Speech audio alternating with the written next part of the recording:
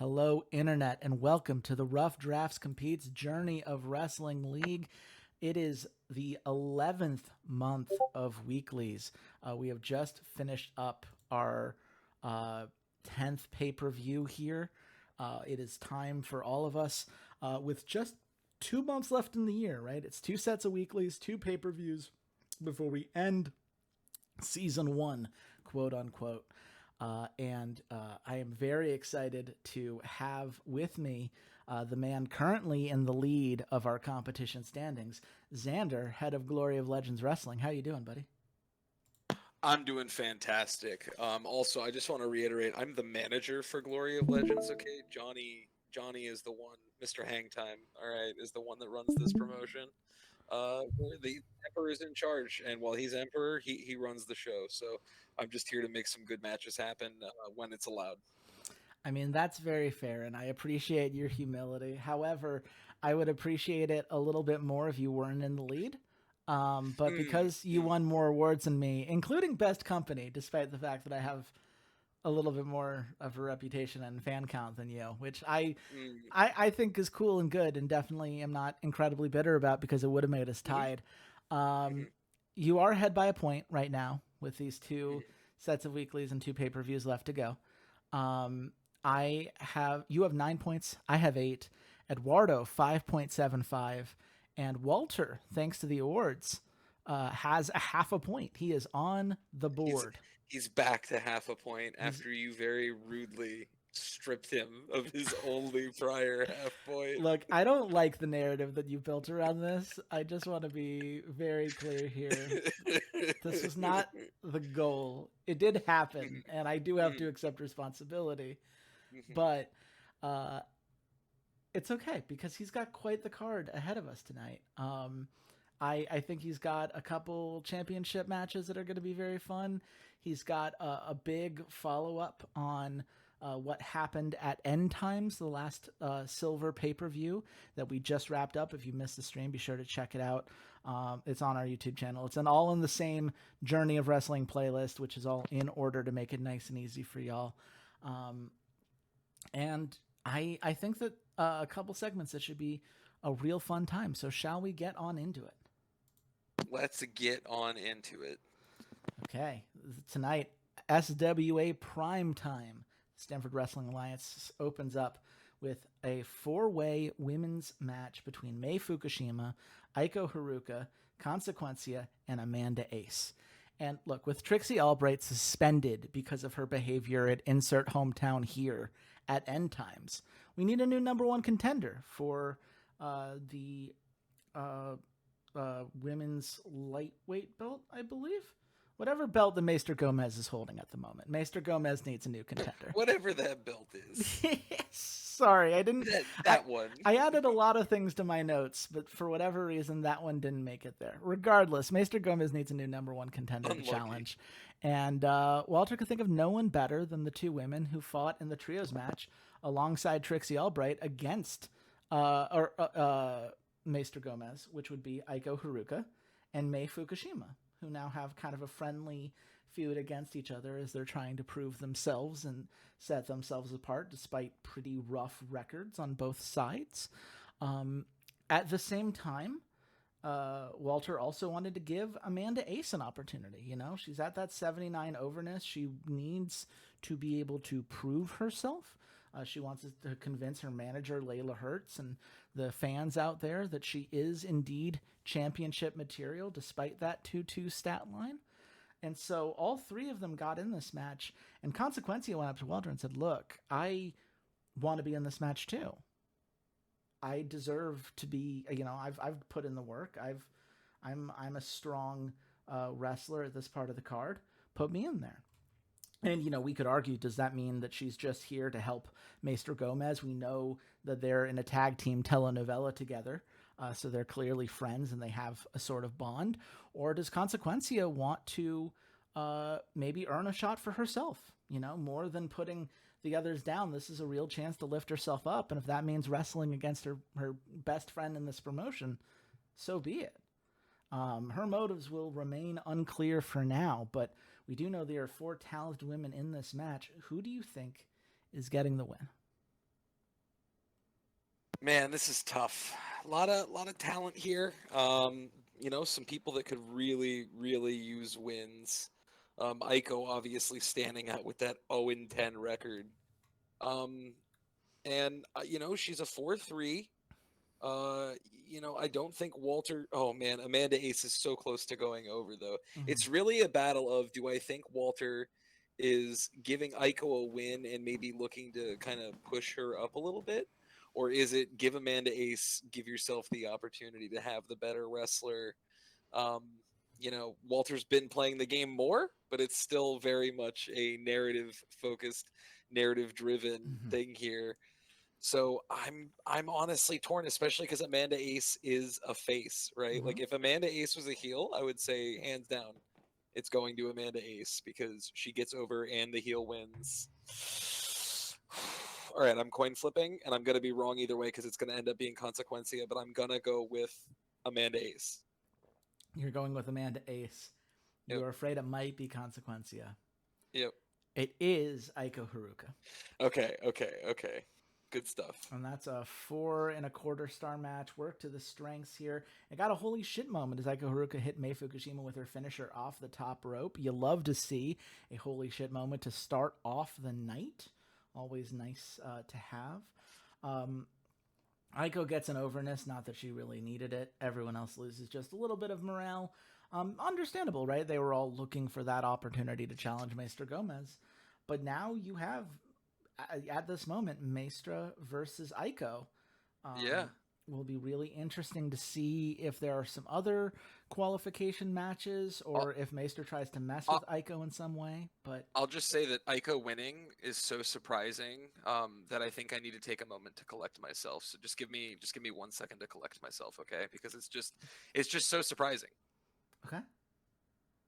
All right, it's just I don't know how to process this. You know what I mean? Like it just I feel like you've had it's more than insane. 1 second just in explaining the No, difficulty of I processing. really just need a moment to process this, okay? Like it's really impacting me heavily, and the sheer thought,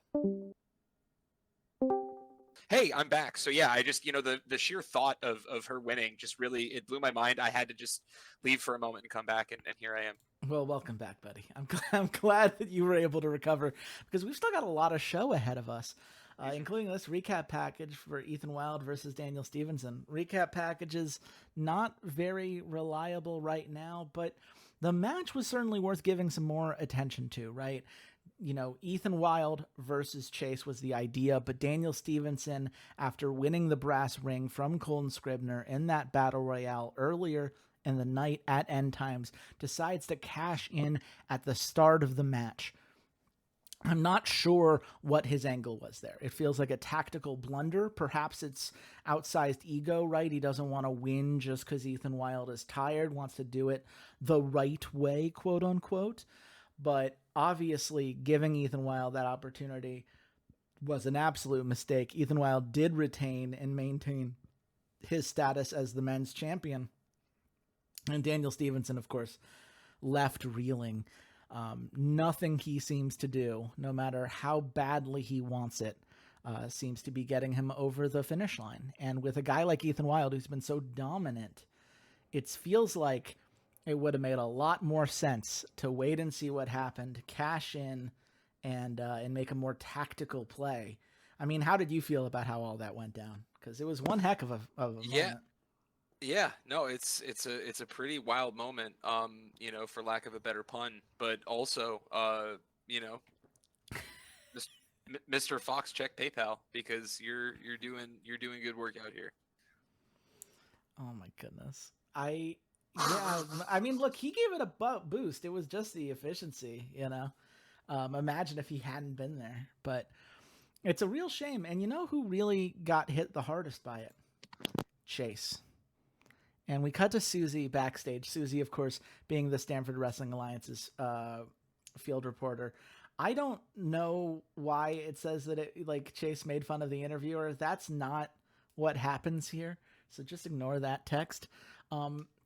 But Susie comes to Chase. It's like, it's got to be really frustrating to see that footage from just a week ago where you thought you had a real main event shot versus Ethan Wilde.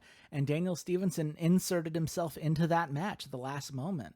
What does this mean for you? What can fans expect from you moving forward? And Chase gives a classic, it's really disappointing because all the prep I did was towards Ethan. I thought I had him really well scouted. I did the research. I had spreadsheets ready to go. I had a 14-page dossier undermining all of his strengths and weaknesses. And Daniel Stevenson stuck his nose where it didn't belong.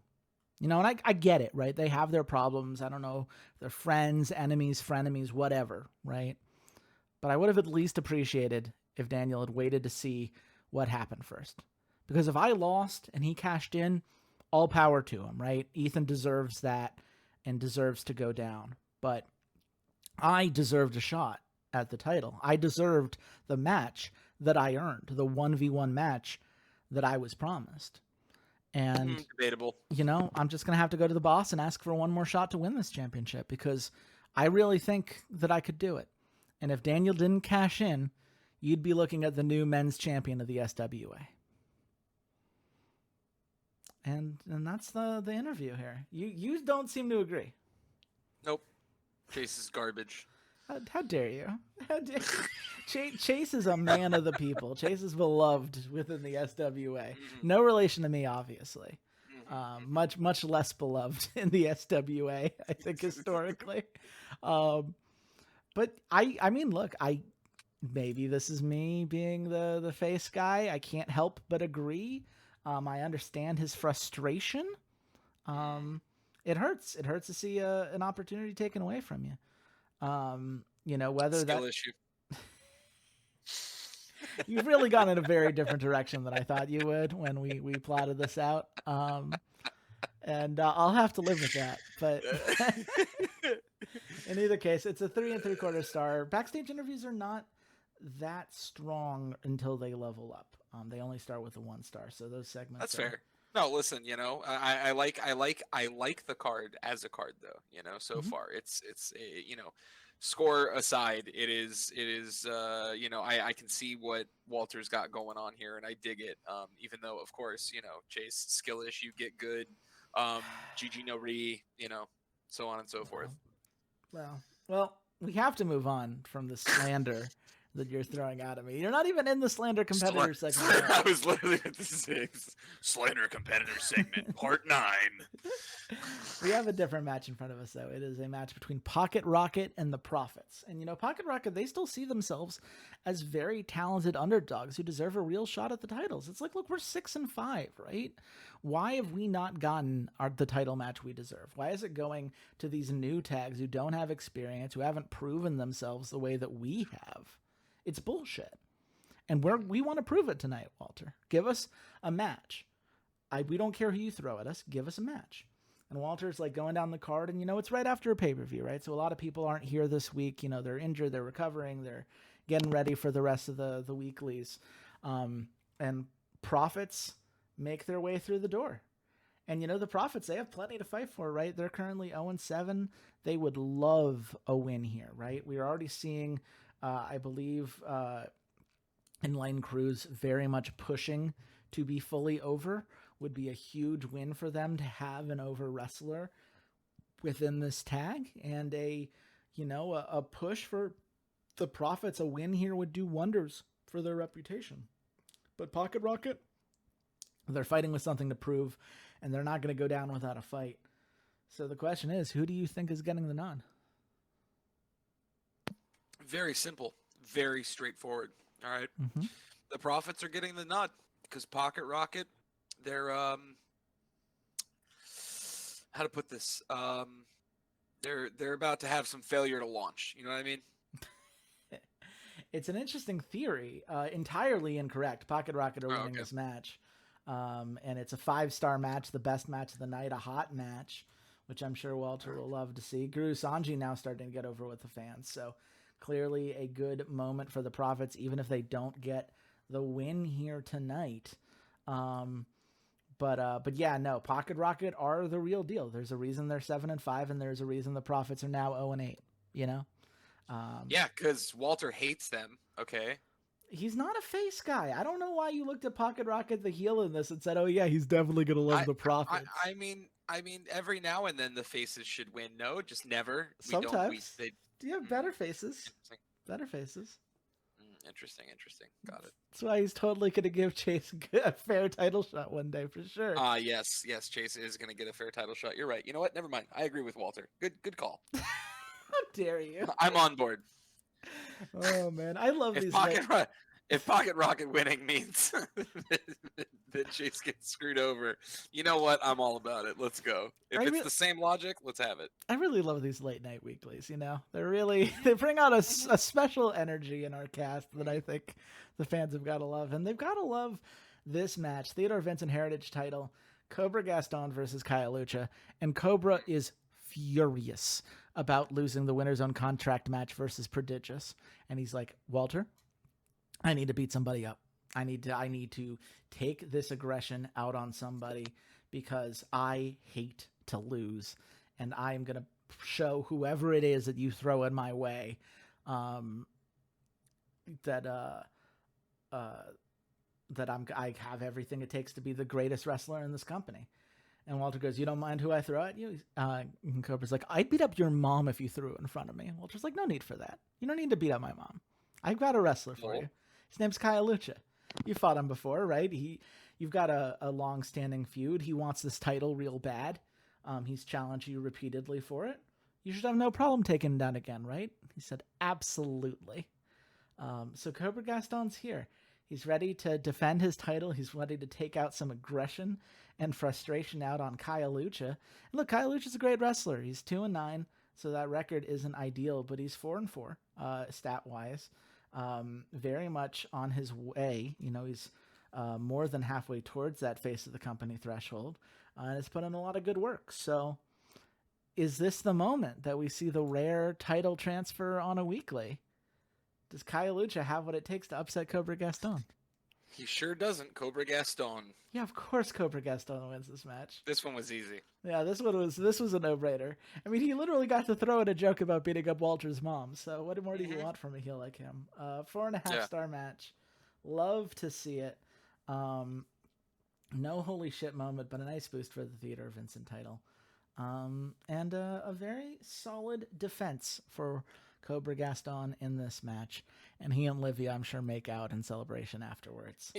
I'm sure. I love that it's just like a given, just like, oh, of course they make out. You know, yeah, I mean, they're the heels, right? The heels have to show off, like, look at how I got this hot girlfriend and you don't, fans. Like, that's classic. Mm-hmm. That's classic. Yeah, that is pretty classic. Okay. But we move on to a champion package. Again, these packages not always working out the way that you want. Here's a good check PayPal for Muhammad Fox for sure. Muhammad, check PayPal. Yeah, look, Christopher Devlin, at the end of the day, this package focuses on the idea that no one can stand up to this man, right? After all this time, we're 10 months into this competition, and he has yet to fall. He is, I believe, 11-0 right now. And, you know, in this package, he makes a point. He's like, look, if Tyler Dynamite had done his job, we wouldn't be in this mess. And I'm not going to sully myself with the members of Prodigy until they earn my respect. Now, who in the history of this company has earned Christopher Devlin's respect? Who can say? But that's the bar he is setting for allowing Tyler Dynamite to challenge him again. And we will see what Tyler Dynamite will have to do to try to earn that respect. But we move on. He won't earn it. It's not going to happen. Are you telling me you're not rooting for Tyler Dynamite to get another shot at the World Championship? Of course I'm rooting for Tyler Dynamite. Yeah. So he's got to earn his respect somehow, or prove that he doesn't need it to earn that shot. I'm just saying. That's what I'm saying. That's more what I'm saying. Sorry, if I wasn't clear. Okay, he doesn't need it. All right, he's not going to earn it because he doesn't need it. It's not necessary. I see. Just take it. You know what is necessary? This match between Jessie Mallory and Angelina Cardinal. This is a qualification match to battle the Empress at the Fall Brawl, the next bronze pay-per-view for the Stanford Wrestling Alliance. You know, the Empress has made it very clear. I'm challenging one person this time. I'm tired of these multi-women matches. I'm tired of everyone throwing everything they've got at me. I've got one challenger. So we're going to do this one at a time. We've got a qualification match this week. We've got another one next week. The 2 winners of those matches will fight on the go-home show. And whoever wins that challenges me for the women's title. And so, Jessie Mallory. You like Jessie here over Angelina, huh? I do. I sure do. I think Jessie Mallory is going to be the one to challenge Empress. So here's the thing. I have no idea who's going to win the last of these matches. I will say you're right, but not for the right reasons. Because guess who's coming down to be a distraction once again? Is it Psycho Sahana? Psycho Sahana once again trying to take down Angelina Cardinal. Does not like fighting in the matches one-on-one, does not like a fair fight, but she sure does love fucking with Angelina Cardinal, and that has been the one mission that the Empress gave her, is keep Angelina down.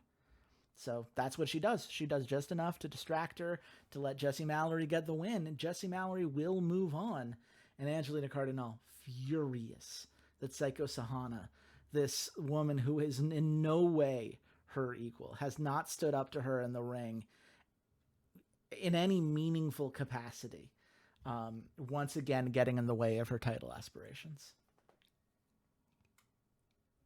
Psycho. Being a psycho. Yeah. You love or hate to see it, depending on how you feel about you do love or hate to see Angelina Cardinal.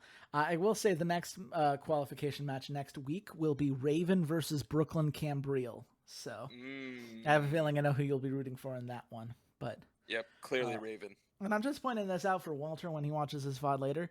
Did not take a penalty for repeating the ending for a distraction, because while Angelina Cardinal has been distracted by Psycho Sahana before, it's never been in the feud between her and Jessie Mallory. It must have been a faction thing that made it be a penalty in a previous. There was like an overlapping feud where it had come up before. So gotcha. Just throwing that out there because I know that was a concern for him. Anyway, we move on. We've got 2 matches left tonight on SWA Primetime, and we've got Assassino versus Devontae Harrell. And Devontae Harrell on the go-home show of Primetime before End Times beat up Eddie Davis, and Assassino had a stare down with him after that match. He seemed to stand up for Eddie. It's as if Assassino and Eddie Davis have a real bond in a way that maybe Assassino doesn't with other members of Dominatus Tenebris, right? Like even with Devlin, right? That's business. That's a business relationship. I am Devlin's bodyguard. I do what I am told to do. But Eddie Davis and Assassino appear to be real friends, and he did not like seeing Devontae Harrell beat up Eddie Davis at that last weekly before the pay-per-view. Meanwhile, Devontae Harrell, he is the one member of Prodigious who is here tonight. And he's here to stand strong against whoever Dominatus Tenebris hand out, right? Because, yes, he'll have an individual feud with Assassino because of that stare down and because Assassino seems to be singling him out. But at the end of the day, this is all about Prodigy versus Dominatus Tenebris. And right now, the person in Devontae Harrell's way is Assassino. And so that's the question. Does Devontae Harrell have what it takes to take down Assassino? Big DH sure does. He's going to drop kick Assassino out of the ring. Assassino's going to be holding his face, crying. Okay, Assassino sucks, man. And I'm never not rooting for Prodigious. I'm rooting for Devontae Harrell, Tyson Morrisseau behind him, Prodigious all day. I like your energy, and I also like Prodigious. Assassino wins this match. Disgusting. It's a 4 3/4 star match. I mean, look, he needs to win some matches to be the unruly face of Carnage. Sure. Does. Every now and then he needs to stand strong, and he does tonight. Interesting story. The fans seem to really like it. 4 3/4 star match. Not this fan.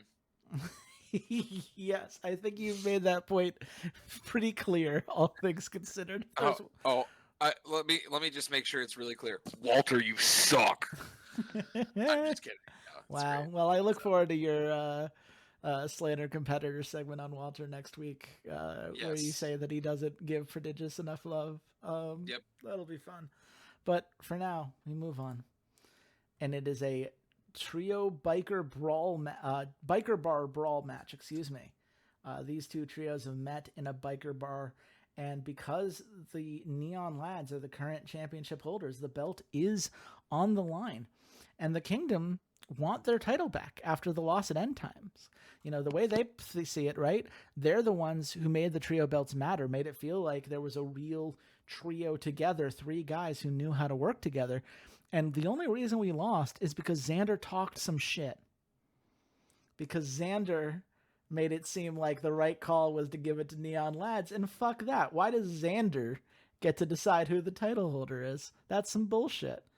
And Neon Lads say, look, man, at the end of the day, we won. We beat you before, we'll beat you again. So Xander, the guy who is a huge motivator for this match existing, one, how do you feel about being canonized in the lore here? And two, who do you think's going to win? Yeah, Neon Lads suck. I will say, though, look at those weapons. How are the Kingdom supposed to win this? You got one guy with a real weapon, and then you got a guitar and a tennis racket. Whoever's handing out props is not doing this in a balanced fashion, and I really take issue with that. I think SWA should look into that. That seems like a management issue. Seems like some pretty severe bias and oversight on the part of Walter. I mean, all I'm hearing is that you've never been hit over the head with a guitar. I actually, like, no joke, I've been hit in the head with a guitar. Man, I want to ask questions that should be recorded for the internet. Yeah. But that being said, okay, also drumsticks, also multiple instruments. All right. My father is a musician, so not that he was the one doing it. That sounded bad. All right, let's move on. My father beat me within an inch of my life. Here, you know, the shovel wasn't featured on this list of weapons. You know that, right? There isn't a shovel that you're currently digging with. Oh, okay. So, that being said, I'm never rooting for Neon Lads. It will never happen because they're trash and they're garbage. And Walter giving them a win just to spite me, you know, it made for a great match. So you're welcome, Walter. And now I'm going to continue rooting for the Kingdom. Wow.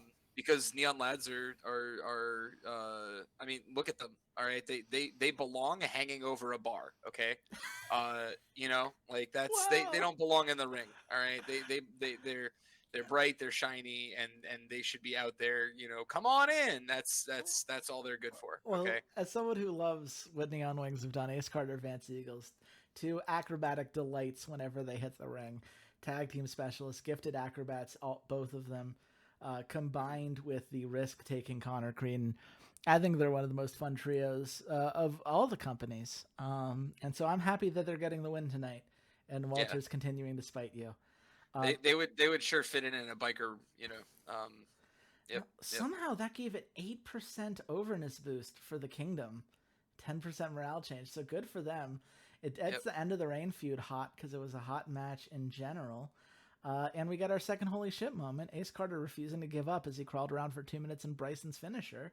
30 or submission, excuse me. I didn't give 30 that. Points.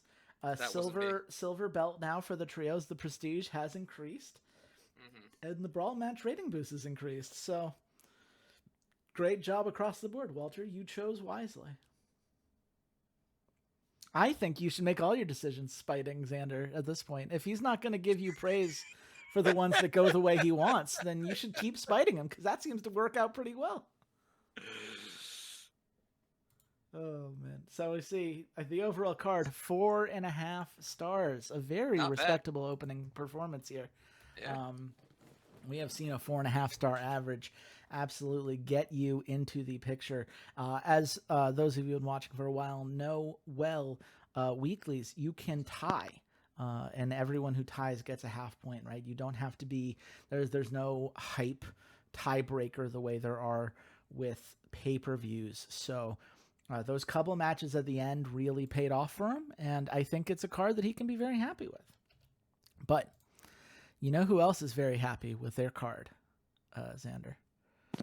Would be one with their card. I was gonna say not with the results of the event that Look, we just finished. We're not going to talk about it. Okay. I think there were some very strong feelings about the award show that Valid. both Walter and Eduardo said, let's never speak of this again, which, like, Okay. honestly, fair. So like not right now. Yeah, no, don't worry. When I Okay. timestamp this for Eduardo, it will be after this moment It has will be passed. after this moment. Okay, got it. Because the Campeonato de Luchasaur has plenty of other things going for it, including the fact that Eduardo is the one competitor in this competition who has upgraded his production facility to level 3. So he is going to have 2 more slots than everyone else for the rest of this competition. Because unless somebody's willing to just throw the weeklies entirely, I don't think anybody can catch up and do enough production packages in time to get that bonus. So Eduardo's got more room to tell stories. It is a bold strategy. And if you asked Eduardo, he'd be like, well, this was really frustrating because packages are frustrating and it felt like I can never get above 4 stars and I really hated them and all segments are bad, right? And I was like, actually, there are a lot of segments that are very good. And he said, wait, why didn't you tell me about this? We've been doing this competition for months and I had no idea that some of this stuff existed. And we checked the group chat and there are indeed quite a few segments that you would not know existed unless you were able to watch all of the episodes, which not all of our competitors can.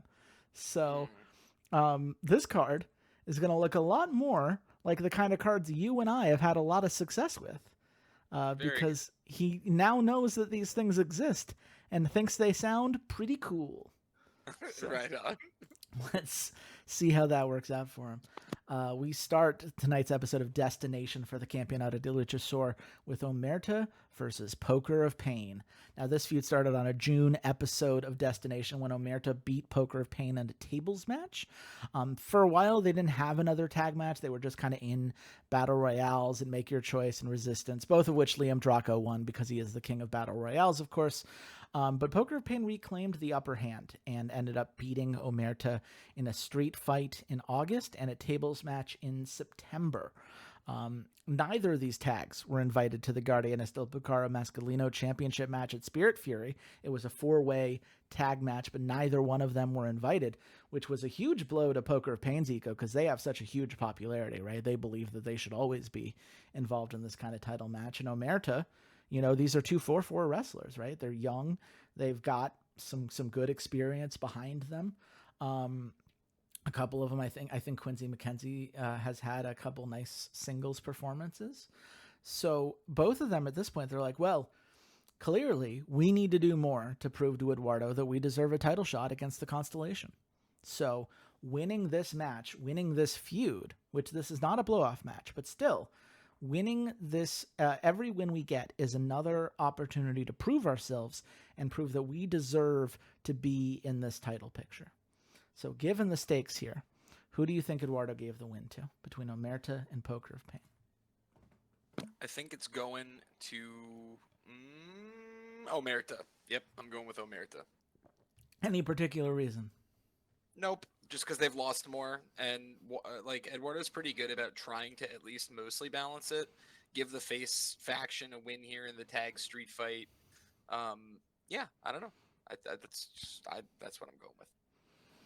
That's fair. You're 100% right. It's a 4-star match, but Omerta is getting the win here. It's a hot match with the street fight improvement, so it's a little bit of a shame. A huge morale hit for Poker of Pain. Surprising amount of morale hit.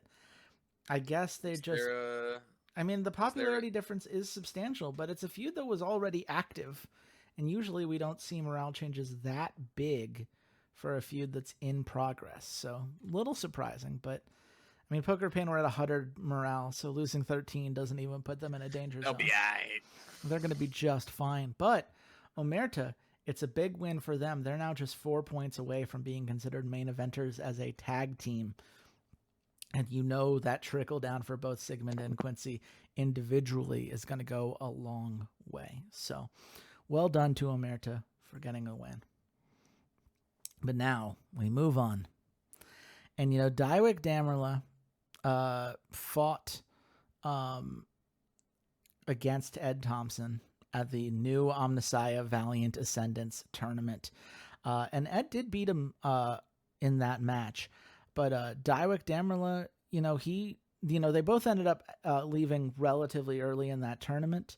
And as a result, they were both in the Campeonato Andino match against Isamu Masucci, where they both fell. And Daiwick comes out to the ring. He's got LT Grenadion in his corner, and he's like, I just need to work extra hard to make sure that I can emerge victorious next time. I know what I'm capable of. I know what I need to do, and I'm willing to do what it takes to make a name for myself. And Ed Thompson, I think he just got tired of playing the nice guy. I think for Ed Thompson, being nice didn't help him in his feud with Amatrador Anderson, right? When he got passed over for a shot at the Campeonato Andino title and got treated as an afterthought. It didn't help him when he lost in the second round of that Nova Championship. He's just constantly coming a little bit short. And it's just a little bit, right? It's not like he's out of it. It's not like he's out of these pictures entirely. But at some point, when you come that close so many times and you keep losing, that 13th loss, I think, broke something in him. And he comes out and he beats up Daiwick Damerla. And he says, look, that I'll be better tomorrow attitude means fucking nothing in this league. I'm going to take matters into my own hands now. And you better get out of my goddamn way. And he's a heel. And it's a 5-star segment. I'm just pointing out to Eduardo here. Turns out, a lot of segments that do better than packages do. How do you feel about this vicious beatdown? We love vicious beatdowns. They're always a good time. Yeah. Ed Thompson. It does seem to work out well for him. Yeah, it's a shame this Cowboy's turning heel, but sometimes you got to do what you got to do. And it does make this feud between Daiwick and Ed Thompson much more interesting. It's now a hot feud. Boosts the overness of both competitors. You love to see it. But we move on to a smack talk segment between Jordan Amir, the Phantom Executionist, who is now the title holder for the Toki Championship. Just won it off of Conrad Supernova at the last pay-per-view. And, as far as he's concerned at Spirit Fury, he's like, look, this belt looks damn good on me, right? This is what I said I was going to do. The Phantom Executionist has taken you out. And Conrad's just like, man, this belt looks a lot better on me than it does on you. And Jordan's like, well, shouldn't have lost it then. And he smirks to himself. And Conrad just kind of gets up in his face, and it looks like for a moment a fight's about to break out. And Conrad just kind of puts a finger on his chest and goes, don't worry. I'm going to get it back very soon. And that's going to give Conrad the win in the Smack Talk segment. It's another 5-star segment. And Eduardo watching this has got to be feeling both great about the fact that these are working out and probably a little annoyed that these were always available to him. And he literally did not know until today. Skill issue. Oh man, I'm glad you can be the heel on this, because I have to feel bad, as like the guy who's like walking him through it. It's like, oh man, what could I have done, right? Like maybe, like should I have done more to like make him aware of these things or whatever? And you can just say skill issue, and that's I think there's something good. freeing. Skill issue, yeah. Low elo. Yeah. We move on. It's a tables match in this Retire Me feud, and we haven't had a lot of time to really explore the feud, because they've both only competed in Battle Royale matches against Burn It Down and Spirit Fury so far. But Officer Grabowski is like, look, I'm 45 years old. I'm going to retire soon. And I'm looking for someone who has what it takes to retire me. And Zajak's like, what the fuck do you want with me, man? Like, you're a cop. I'm a former prisoner. Neither of us have ever won a match in the Campeonato de Luchasaur. Why the fuck am I the guy you've picked to get this, to retire you? Like, that's supposed to mean something to me. Like, that's some great honor that you're bestowing on me. Like, what the hell, man? I have a theory. And Officer Grabowski just says, like, he's looking for someone who's going to make the most of it, right? There are a lot of wrestlers out there who've already made names for themselves. Have already proven their worth in this company. But maybe as a face cop, assuming that exists, he is hoping that the former prisoner can reform, and if given an opportunity to do so, will make the most of it. So that's the tables match we've got in front of us. It is not the end of this feud. It is the first time they're actually one-on-one against each other. Who do you think is getting the nod in this tables match? Sorry, I think it's going to be Zajac. Okay. Do you want to share your theory of why you believe Officer Grabowski picked him? Yeah, because he feels bad for all the times he wasn't a face cop. Ooh, I like this. I like this. He's feeling the guilt. Mm-hmm. Yeah, who knows? We don't know why Zajac was in prison. Perhaps it was wrongfully so, and he's just had to put on a tough act because you have to own it to be strong in this kind of world that we've built. In either case, you're 100% right. Zajac is... Uh-oh. Again, 10% fatigue, right? Like, there are wrestlers where Eduardo said, look, you got to do what you got to do. This is not one of them. It wasn't even like a great scoring match. But Zajac was starting to get over with the fans. Whew, that's not great. Because Officer Grabowski was hoping to be retired by the end of the year. Well, guess not. Oh man, we're laughing because how else can you respond to something like this? I in all earnestness. Does Eduardo have Wolverine? He might, but I don't know. Suffered an injury. It's not severe, at least. So maybe there's a chance that Wolverine could pull it off. But it's not like he has a surplus of creativity points. Oh, that's why I asked if he'd had, if he's got the extra artifact. But yeah, unlucky. Look, tables. The tables match decrease didn't help. They are really... Listen, I'm going to be honest. The tables matches are deadly in all of our promotions. That's like half of my injuries. Like the handful of times, because mine's not even gold, that I've run tables matches, they just murder somebody. It does seem to happen a lot more often than you would hope. Yeah. But we'll pour one out for Zajac. Sorry, buddy. Officer Grabowski, I guess you're going to have to find somebody else. I don't know what to tell you. But we move on to a legendary endorsement segment. You've loved these. And Eduardo, when I told him these existed, said, I've wanted to do this since the very beginning of this company. Are you fucking kidding me? But it's starting now. Because as a founding member of the Rising Sun, Ryuji Sakota has always looked up to El Tigre Dion, both as a leader and as a friend.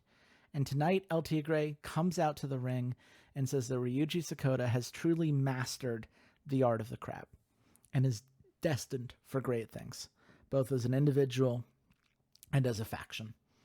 And I believe that he is going to go on to do some incredible work. And I hope all you fans out there give him the support and love that he deserves. And the two of them share a nice hug in the ring and a 5-star segment. Yeah, no, listen, legendary endorsements are, that's the thing to do. You may or may not see another one later tonight. Yeah, I think it would be cool. Man, if only I knew they existed when we were drafting, I could have had a single legend. Hold on, let me play the world's smallest violin for the guy that had played the game before we did our draft. Oh. Yeah. I mean, when you put it that way, it makes me sound like an asshole for complaining. So, can we go back to the version in which, like, none of us knew, and it's like, oh, look at this cool thing we discovered, oopsie boopsie. Yeah, we could do that. I like that version of the timeline better than, man, you sure had multiple months. You wrote like a 13-page spreadsheet and did a lot of research on everything that was possible, and you never put together this very basic detail. That would be a bummer to have to accept within myself. So I'm going to go to the other headcanon if you don't mind. Okay, thanks.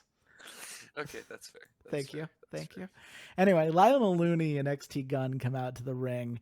And, XT Gun won a battle royale back at Burn It Down in September that kicked off this feud. And he comes out to the ring and he's like, look, if I hadn't kicked so much ass to reach the semifinals of the Nova Championship, I would have done it again at Spirit Fury. Lionel Looney, that guy's fake. That Battle Royale has an asterisk next to it. And I can't wait to prove it to him the next time that he and I get in a fight. And, you know, Lionel Looney, XT Gun, right? They have very similar gimmicks, right? XT Gun, take me on, right? He's willing to fight anybody. And Lionel Looney has always felt like, you know, you're not on my level. And I think in this moment, Lionel Looney sees the way XT Gun's behaving and says, that's not who I want to be. I need to stop this guy. And he beats him up. And the crowd cheers him on. And he says, look, I am proud of what I've done. But you, XT Gun, you're exactly the kind of guy I don't want to be. I don't want to let my ego get in the way of me reaching my peak. And I'm not going to keep being the guy that blames everybody else for my problems. So he beats up XT Gun, and he becomes a face. Lionel Looney. Wonderful. Who saw it coming? Wonderful. Not Lionel me. Looney. Not you. 4th 5-star segment of the night for Eduardo. Which, again, I enjoy only because it's equally likely to make him mad as it is make him happy.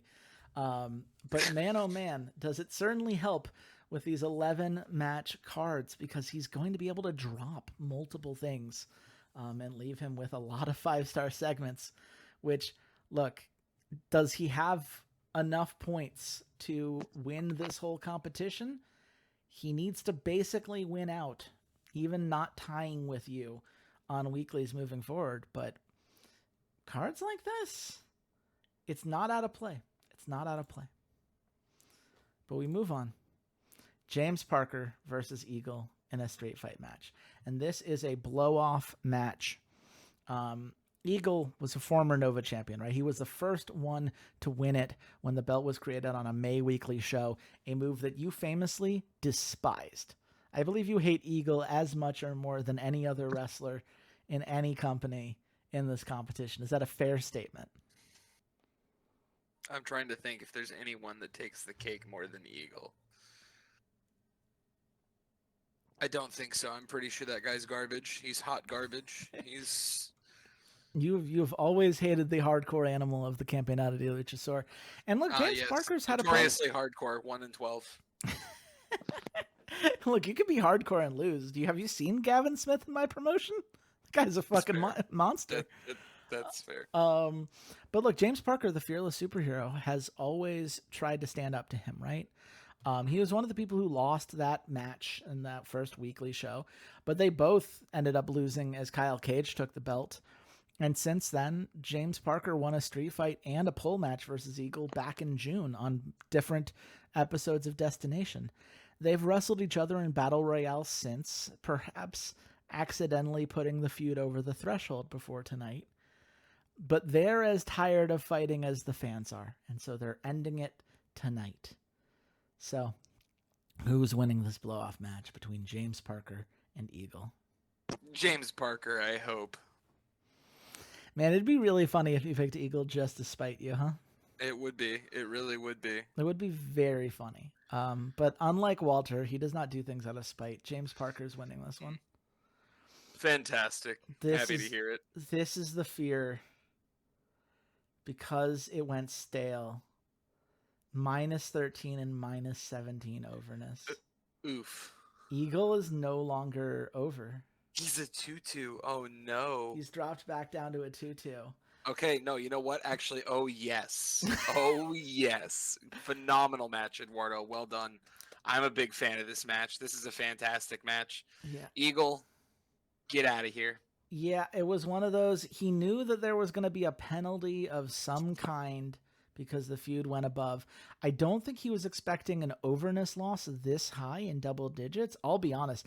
I don't remember the overness loss being this high the last time we did this, but I don't think so. But I did have that happen. Yeah, I think it was like 5 and 7%, and it was like, oh well, that's terrible. Like I couldn't imagine I'd losing 7% overness, and then it's fucking 17.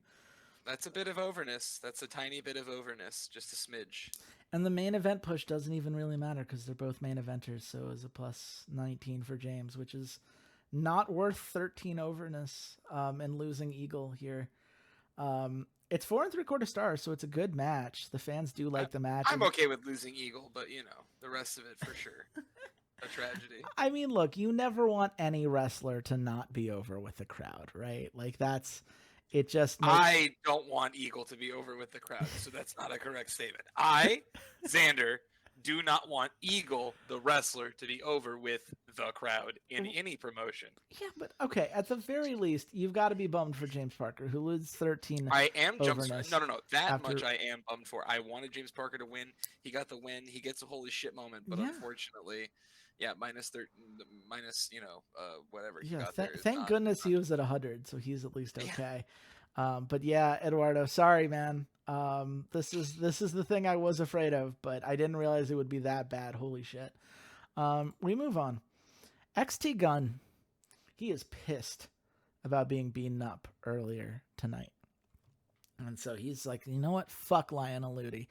I need a new feud. I need someone who's less of a little baby, who's going to complain because, oh, I'm an asshole. I don't want to be like you, blah, blah, blah. Fuck off. So he sends a cryptic threat. It's a hot segment. XT Gun does well with it. We have a feud against Brady Velasquez. XT Gun loves to feud other heels. That seems to be his clear focus, and it's another 5-star segment. Sorry, I just love that Eduardo running all of the segments that he just discussed. I love it. It's so great. He's like, look, I have 11 slots, right? Like, I should use this stuff that you're telling me is good, and it turns out all of it is really good. I feel a little bit bad because, again, like, he didn't know, he hasn't had time to watch all the weeklies, but at the same time, he has these slots because of the decisions he made, right? If he had known about this stuff and been doing that instead of packages, he wouldn't have as much room to do this tonight. So there's pros and cons to both sides of it, but certainly it's working well tonight.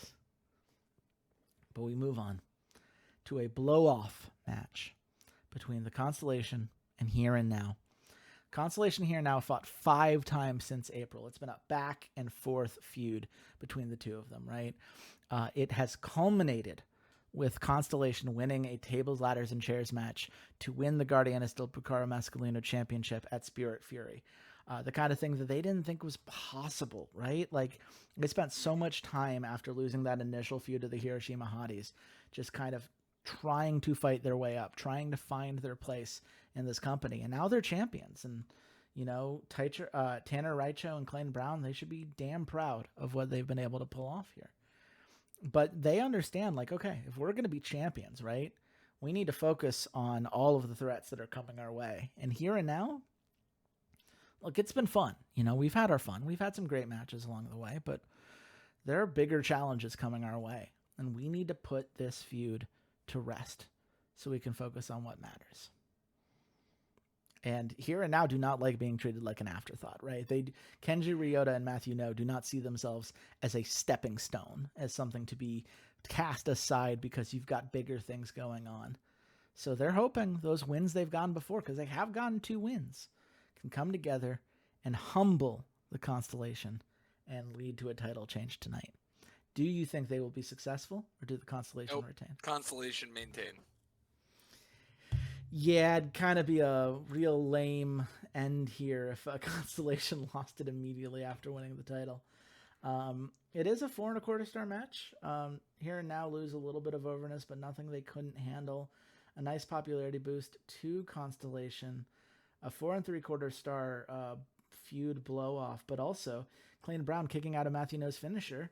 30 creativity points, a nice and much needed boost, because with the state of Eduardo's economy, and who knows how he lost so many points compared to where he thought he would be. But every little bit counts right now, and that is certainly a very nice moment to get. Indeed. We move on to a segment I don't think anyone's tried yet. Isamu Masucci has called Shichiro Ishihara to come to the ring and face him, and the two of them go at each other with full force. These two hate each other, right? They were the first people to feud in this company with the Campeonato Andino Championship, something Ishihara won. Isamu stole for just a little bit. Who knows why? It's been too long. There's no way to check and see whose fault it was that he ended up taking the title for a little bit. But Ishihara won it back, won that feud.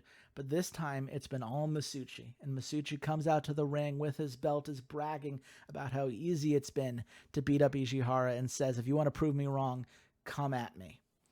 And as a result, he does. Ishihara, furious about how all this has gone, frustrated with these losses, does meet him out in the ring.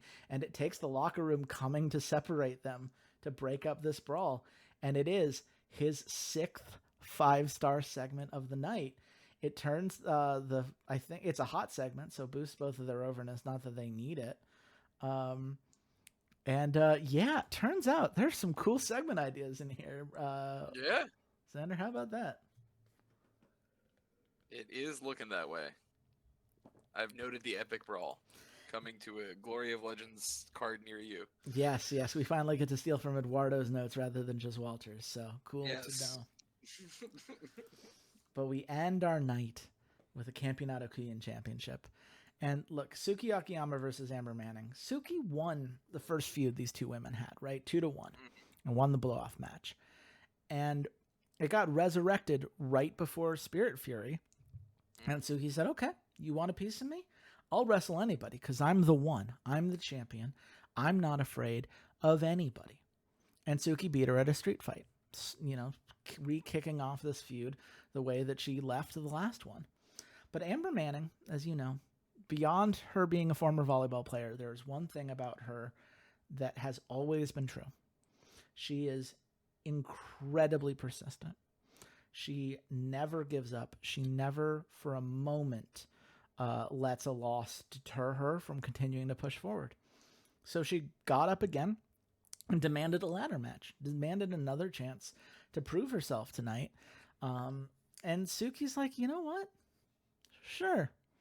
You might be confident in yourself. You might believe this whole persistence thing is cute and it's going to lead you places. But I got to tell you, I know how good I am. I know how talented I am compared to you. And I know you are not a threat. So come at me. Let's see how this one goes. And it seems like she's really loving that Amber Manning has demanded this match. She is not afraid for a moment. So who do you think's winning? I think that it's going to be Suki. It is going to be Suki. Let's be real. Eduardo has said on the record he is a Suki Akiyama fan. Suki's the belt holder, only had it for a couple months. And Amber Manning continues to climb even in the losses because she knows how to put on hot matches like this one. No holy shit moment here, but a nice boost experience-wise for the Campeonato Kuyan Championship. And with a 4.75 here, and all the 5-star segments. Card, right? 4.75. Still, one hell of a card. Still a very nice card. I think a couple of the 4.25, I think, had to be counted because the only two that got dropped were the 3.5 and the 4. Yep. Because I think with 11 matches, you still only drop 2. Correct. But that should be the case. Yeah, man, oh man. A lot of great stuff here. Eduardo, yeah. I hope you're happy ultimately with what this opens up to you from a narrative perspective and from a gameplay perspective. I look forward to seeing how you explore some of this stuff because Will Lads, have you made some cool story moments tonight? And that 4.75 star card is going to put him in the lead for now. But that for now comes with an asterisk here because we've got 2 competitors left, including you here, Xander, because you had a 5.75 star card at the pay-per-view. And you are hoping to put this competition away. A win in these weeklies would do wonders for making it basically impossible for anyone to catch up. What do you have on Wednesday Night Triumph that the fans should be looking for as you attempt to secure yourself the victory? Listen, Wednesday Night Triumph, we've been sitting down looking at what the future brings. Okay, A lot of the faction stuff, got blown off. Eric Hangtime's injury. Um, we really wanted to sit down and bring something that the fans of Glory of Legends want to see, and we think we're building toward that tonight.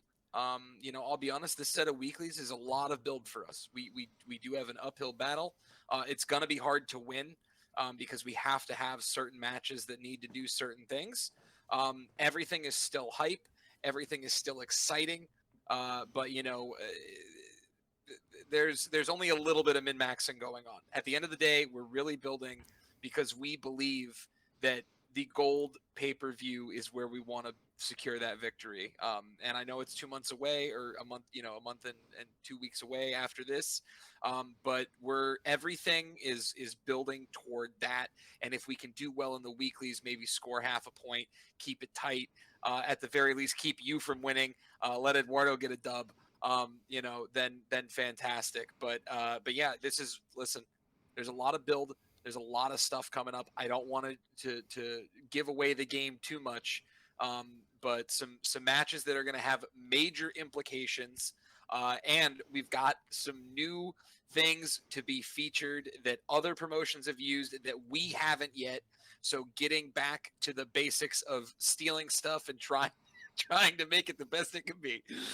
Yeah, well, I can't wait to see how it all comes together. Let's just jump in to Wednesday Night Triumph presented by Glory of Legends, and we are starting with a new feud, Hiromu Inchi, the High Flyer versus Wijaya. How did this match come together? Yeah, listen, you've got a member of Police Demos and you've got a member of Burn It All Down. And Police Demos have said that, yes, they formed to defend themselves against Kanoto Karius primarily, but they see everyone that is, going out of their way to cause undue harm as a threat. And Wijaya is one of the lower standing members of Burn It All Down. Obviously, he's been having some success in the tag, being in those key matches, even though they didn't get a win most recently, with Frontline taking it for Flame Regiment. But Hiromu Inchi is saying, hey, I deserve, my own shot. Let me take a shot at a guy like Wijaya, who, I don't know if I was running a tag match that I could beat him right now in General Hayashima, but I do think I can do it solo. I think this is my time. I'm going to represent Police Demos, and I'm going to get my win finally. Mm-hmm. Yes, he does not have a win as of right now, but he is one overness away from becoming a 4-3. I'm not going to say that's the only reason that you might give a win his way, because I do believe you believe in Police Demos, and perhaps you are foreshadowing a feud between them and Burn It All Down to come soon, but I'm guessing he's getting the win. Am I right? You're right. He is getting the win. The overness obviously does have an impact, but it really is because Police Demos want their shot, want their opportunity to, start taking it to the bigger factions, because until now, they've really only been able to put the screws to Kanoto Karius, and very infrequently. It really boils down to Kanoto Karius, making a mistake more so than Police Demos. So this is the first big win where someone took on a member of a Burn It All Down or a Conquest or Death, and comes away with an important dub. And Krieger, I'm going to say he specifically is furious at watching Wijaya lose this. You can see that overness hit for Wijaya is big, but Krieger, Morale, notably, not overness. or morale. Sorry, morale. But one of those would be way worse than the other. Let's be yes, fair. You're right. I just misspoke. Yes, I was trying, but yeah. So no, and this is the start to what should be a pretty exciting feud. Yeah, it's a very exciting feud. It's a very exciting match. A hot match to kick off a feud is always great to see. We love seeing Hiromu become a 4-3. We also love a holy shit moment as he gets up from Wijaya's finisher before asking him to hit another. And for Police Demos, right, they're a reputation for faction. A hot member goes a long way towards improving their reputation within this company and within the wrestling community at large. So congratulations to them. And congratulations to Hiromu. A big win tonight. But we move on to a men event ready tables match between Skullface and Jay Avalon. So they've been feuding a little bit here. Yeah. But what should fans be focused on for this match between these two competitors? So listen, Skullface since returning obviously has been kind of hit and miss. 3 loss streak, but also had some prolific, the prolific beatdown, had a faction match that he was in that went really well for him. Yeah. He's been having a solid showing. Jay, on the other hand, has been struggling. He's 0-5. He had a big win in a big match, before that, but it's just, he can't get the title shots. He's in the popularity threshold where everyone around him is super talented, and he wants to make a name for himself. He wants to be a guy in for the people that isn't just kind of like forgotten. And he thinks that his best shot at doing that is to take Skullface down a peg to get this big win. Of course, the faction narrative here very present for two guys that are, trying to make a name for themselves within their factions, which are becoming hyper competitive. Mhm. And yeah, and it's happening in a tables match. We don't do them often, but we'll have to see if anybody gets hurt tonight. Yeah, I mean, I'm certainly hoping that that's not the case here, but I do think this is a really interesting match. Obviously, I love Jay Avalon. He was in my original league and ended up being one of my best wrestlers. Really surprised me over time once I built him up. So it's been tough seeing him lose as often as he has. It's been tough seeing him get so hung up on Jade Gatlin. I don't like seeing a guy of his stature basically say, I would rather be in these women's championship matches just to fuck with my own faction member compared to any other ambition. So I'm glad to see him here. I My fear is that Skullface a little bit more focused, a little bit more poised, has had some good performances, faction matches, might get the win here. But if you're going to tell me Jay Avalon wins, I'm going to be very happy. It is going to be Jay Avalon tonight. All right. He's actually getting back to basics, getting back to, himself really after kind of getting lost with that feud with Jade. And Jade losing really, honestly, that helped refocus him. She did get Wrestler of the Year, but She sure did. so that part he's a little bitter about. But watching her lose, kind of snapped him out of it. Of hey, I know she threatened me. I know she threatened my standing within for the people, but I need to just sit down and really take this in and get back to what I was doing that worked and get my peers to respect me a little more. And maybe, they'll look at Jade differently and get her to get back on track with taking care of guys like me instead of putting me down. Yeah, I mean, that would certainly be nice to see for him. I hope the best for him. And we'll see how he can carry this momentum. We do move on to a special referee match. Cassidy, being the referee tonight as Dietrich Mullen, goes up against Krieger. Really interesting mix of personalities here. How did this match come together? Yeah, Dietrich has been that guy that wants to climb to the very top, right? But he wants to do it factionless. It's really a goal of his to do it factionless, and so even though people have been saying, "Hey, join this, join that," he's saying, "Listen, I appreciate what you guys are offering. I not knocking what you guys do, but I want to do this my way." And I want to take on members of Burn It All Down. I want to take on members of Conquest or Death. I will take on anybody I need to prove that I deserve to be here. And you know what? Burn It All Down, they've been talking an excessive amount of smack to me. Executioner Goro, in an interview not too long ago, it was brought up that, they were saying, what about the greatest unsigned talent? He actually forgot who Dietrich Mullen was. They mentioned him and he it seemed in a very genuine fashion, didn't even know who Dietrich Mullen was. And Dietrich Wow. took that a bit personally. And Krieger, being a lieutenant for this organization, they're both about the same popularity. Dietrich says, listen, I'm coming at you, Krieger. I'm coming at you hot. Mm-hmm. Krieger, of course, he needs to kind of re-cement himself. He's been losing quite a bit as a, faction leader, like a faction lieutenant. Mm-hmm. And so, tonight's really about him re-establishing, his dominance. However, there's a special referee tonight, and that's Sure. Cassidy. And it's not really clear how Cassidy is going to impact this because Cassidy, Kanoto Karius have gone at the unsigned wrestlers, especially the unsigned faces.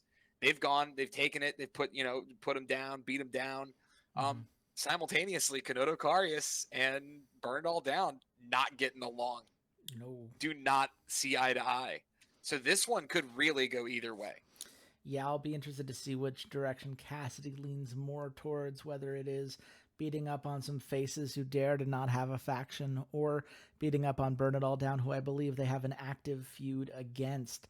I will say, look, Krieger, I get it. You've got some people that you're managing. You've got a lot going on, but forgetting about Dietrich Mullen is a real shady move. I understand Dietrich Mullen's lost 6 matches, but he was 6-5 at one point without a faction.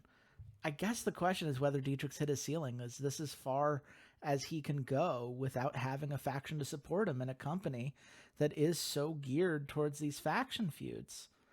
So that's the question I'm going to throw back at you, because I think prediction-wise, I would inherently go towards Dietrich Mullen just because I think 6 losses in a row is tough. But is this a story where it's better to be in a faction than be left without support?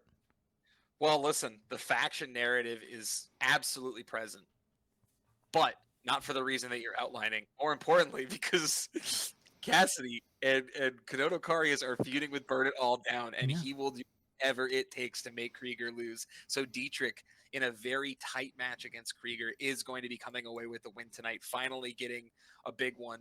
Unlucky. Sloppy performances. Yeah. Between 2 4-stars. That's weird. Yep. Well, unlucky. A negative effect for the special referee. I think it's the first time that's ever happened, but that's all right. Yeah, I mean, a low roll had to happen eventually. I haven't seen sloppy performances in a long time. That was a 4 3/4 star match or 4.5 star match that just got low rolled. Match. Yep. Yeah. Yep. Unlucky. Yeah, man. Well, unfortunate. A bit of a hit for Krieger, but if nothing else, I'm happy Dietrich Mullen's getting a win. And I'm glad, look, as someone who has perhaps been a little outspoken with my frustrations with Johnny Hangtime in the past, I appreciate a faction leader who keeps his eye on the prize. Yes, I don't really care for you faces, especially the unaffiliated faces. I don't think that you're special, and I'm happy to beat you up, but I really hate Burn It All Down. And that's where my anger lies. And I think that focus is what has allowed Kanoto Karius to climb as much as they have in such a short period of time. So I will, as much as it is hard for me to give credit to Cassidy, I think Cassidy's handling this the right way. And I am glad to see him keeping his focus where it's due. Yep. But we've got a very interesting announcement. Maricela Reyes has come to the ring and seems to have a new manager. Listen, Asahi King has been, quietly recruiting, for lack of a better term, all of the top female talent in Glory of Legends. Okay. Her most notable, of course, being Emily Everett herself. But Asahi has come out and said, I work with the best of the best. I work with the most talented women. I want to help propel them. I want to show that, the men in this promotion, you may have an emperor, but one day I want to see an empress. And I don't care what faction they're a part of. I don't care if they're a face, if they're a heel. None of that matters to me. And right now, Maricela Reyes is a true talent. Yeah. And, Maricela, more than happy to receive the help. She obviously now holding a belt, is really setting her eyes even higher. And her goal has been to make Executioner Goro acknowledge her as the number 2 in Burn It All Down. Have that be an open thing, which is extremely hard in that faction, of course. It is cutthroat. It is murderous, for lack of a better term. But this is another step in that direction. And Executioner Goro, listen, he likes seeing his talent perform. He likes seeing them, earn that recognition. And if Maricela comes out with another big match, holds on to that title, and maybe even looks to trade it in for a better one, she might get what she wants. Yeah, I mean, Maricela's put in a lot of work. I think her taking the Return to Glory belt really a step forward in her career, and we'll see how far Asahi King can take her. Asahi's very interesting, right? Because I believe she is still listed as a face despite taking on mostly heel clients. And Well, she takes on both. She takes on I think she is with Maricela is now heel imbalanced, but she yes, takes on whatever women are the most talented. That yeah. is her goal Oh, first and she foremost. definitely has at least Yeah, a face in there. I'm not sure on the yeah. exact numbers, but in either case, it makes her a very interesting manager type, and we will see how far she can take Maricela. But we move on. This is a feud blow off between Very Animal Fukuoka and Regan Awesome in an I Quit match. Obviously, this feud started, as you can see from the This Is Our Home, Regan trying to kind of put up some barriers to Animal when he first joined the company. How has this feud evolved to lead to this blow off match tonight? Yeah, listen, they have really been going at it for quite some time. It initially began as a, unsigned versus unsigned in terms of faction, right? Regan was not with a faction, was not, he was just doing his solo thing, and he's a 19-year-old face, right? He's Mm-hmm. young, he's motivated, he's trying to make some stuff happen. Animal came in and just absolutely brutalized him in their first match, absolutely brutalized a couple other people. And since then, most of it has been fixated on their one on one. They have been in a couple of multi man matches, especially most recently at the pay per view, which is why you can see they're both rocking a loss despite that. And Animal was getting the better of him in the two matches prior. So, this is in a lot of ways Animal trying to close this out, and say, I am the heel that you all need to recognize, one of the only unsigned heels in the entire promotion. Meanwhile, Regan wants to, propel himself as a leader within Bright Future. He wants to become the guy that says, hey, you brought me in, you brought me on, and I need to do this. I need to be able to perform. If I can't beat someone like Animal Fukuoka, how are we going to take on Burn It All Down? How are we going to take on Kanoto Karius? How am I going to take on someone like Cassidy, right? Or someone like a Krieger, let alone Executioner or one of them. I need to be able to do this. You all are looking to me as the new, very talented young guy that you brought on. You have high hopes for me. I need to rise to that occasion. Yeah, I mean that is the answer, isn't it? The core question at the end here is what is Regan Awesome capable of, right? He joined Young Future. He had multiple places he could have joined, but he chose Young Future because he could Bright become Future, yes. Bright Future, excuse me. Yep. Young Revolution is the Revolution. Yep, correct. that's Yep. what I was. Yep. Yeah, but Bright Future. He joined Bright Future for a reason, and he has been trying to prove himself as a leader and as someone who loves Regan Awesome, and loved what he was able to do for my company in my original league. I'm really hoping that the answer here is look at him stepping up, giving Bright Future a win when it matters most. But I have a feeling you're going to have me hit the other button here. Listen, as much as I want to make you happy, all right, you got Animal. I'm sucked. That was Yeah. I couldn't take that with a straight face. Wait, because actually it is Regan winning. No, it's not. On my Regan's notes, winning. it's not. I Are you know. changing? It's a changeup. Yep, Oh. Regan's winning tonight. Okay, you've changed how this goes. Okay. I love to see a change on the notes. I was not ready, but this is a surprise to be sure, but a welcome one. Your mouse got a little close to Animal's name there, so I got scared. So I cut in front of what I was going to say because I was going to drag it out more. But yeah, no, listen, Regan is becoming that guy for Bright Future. And even though, Animal was the one to honestly brutalize him more in this feud, Regan is the one that closes it out. Regan is the one that demonstrates that he really could be, not just the future for that faction, but he may one day be the leader that takes them to a height they could never have imagined when they formed. Man, I'm glad to hear you say that. Not just because he's my guy, but I think that pivot is a smart one. The fans certainly agree. It got a good psychology bonus, and it was a 5-star match. So clearly resonated with people at home. I think Animal's going to be fine, right? He drops to 4-6, but that still gives him a better overall win-loss record that Regan Awesome has. I think he needed this win a little bit more. And I'm glad to see that he got it. I'm glad to see that you were able to recognize the pivot here and that you were rewarded for it. So go team on all of that. Go team. But we move on. Oh, look, a legendary endorsement. Tell me, how does Oh, this break down? yeah. So Hueso de Cabra, all right. He's been coming out a lot more lately, right? And he came out to talk about Serpentine Suprema. Serpentine took a belt, lost a belt, got a new belt, and Hueso has been watching what Serpentine has done with Brigantia, and after the faction, fell apart, after um, you know, the just all of the stuff that Serpentine has kind of endured and built back up, from the ground up.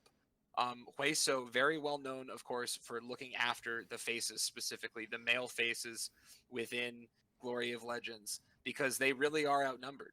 And him being that former legend, he knows that his words carry weight. Yeah, that's a big one. And so he comes out and says Serpentine, he might not be, a member of For the People. He might not be the kind of guy that I've, endorsed in the past, but this is the kind of talent that Glory of Legend needs. This is the kind of talent the fans should be behind. This is the kind of guy you want to come out here and be the one to upset Executioner Goro and to be the one to upset the Hangtime Dynasty. And he turns and he looks straight up at the booth, and you don't see anybody up there, but he's looking for Johnny. And he walks off. I love it. I mean, I love Serpentine. You know that. I've been a regular fan of his. I love that after dropping the singles belt, he now has the tag belt, and I'm glad that Hueso de Cabra gives him a shout out. I don't know what this upgrade, giving you an action point for this, is going to ultimately mean. Does that mean we're finally going to see a segment over 5 stars, or does it just mean that it gets easier to get 5 stars from a segment like this? I don't know. We'll find out next week. I was going to say, something tells me we're going to be seeing a lot more legendary endorsements from both yourself and the Campeonato de Luchasaur for the foreseeable future. Who knows? Maybe we'll even see one from Stamford Wrestling Alliance at some point. You know who we won't see one from?